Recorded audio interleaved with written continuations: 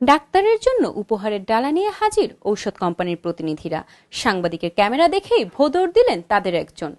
শুধু উপহার নয়, তারা দীর্ঘ সময় অবস্থান করেন চিকিৎসকের কক্ষে। তাদের ভিড়ে ডাক্তারের চেম্বারে প্রবেশ করতে পারেন না রোগীরা। এছাড়াও রোগীরা বের হওয়া মাত্রই তাদের প্রেসক্রিপশন ছো মেরে ছবি তুলতে শুরু করেন তারা।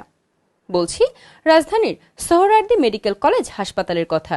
ঔষধ কোম্পানির প্রতিনিধিদের কারণে ভোগান্তিতে পড়েন চিকিৎসা নিতে আসা রোগীরাও।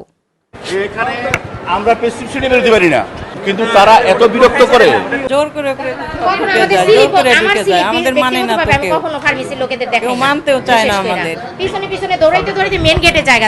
খারাপ লাগে, অবশ্যই আমার এখানে ব্যক্তিগত কিছু থাকতে পারে।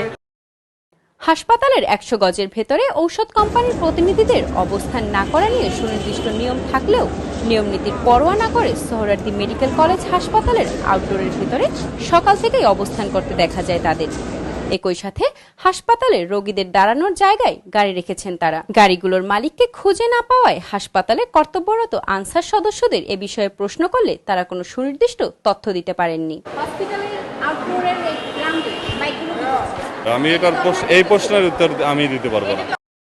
অতঃপর আনসার সদস্যদের সহযোগিতায় মোটর বাইকের উপর রাখা ব্যাগগুলো খুঁজলে তাতে পাওয়া যায় অনেকগুলো ঔষধ, যা দেখে আনসার সদস্যরা নিশ্চিত করেন এগুলো বিভিন্ন ঔষধ কোম্পানির প্রতিনিধিদের। এ বিষয়ে তাদের সাথে কথা বলতে গেলে তারা দৌড়ে পালিয়ে যান। পরবর্তীতে হাসপাতালের পরিচালকের সাথে কথা বলতে গেলে তিনি নিজে থেকেই আউটডোরে এসে মোটর বাইক এবং ব্যাগগুলো অপসারণের আদেশ দেন।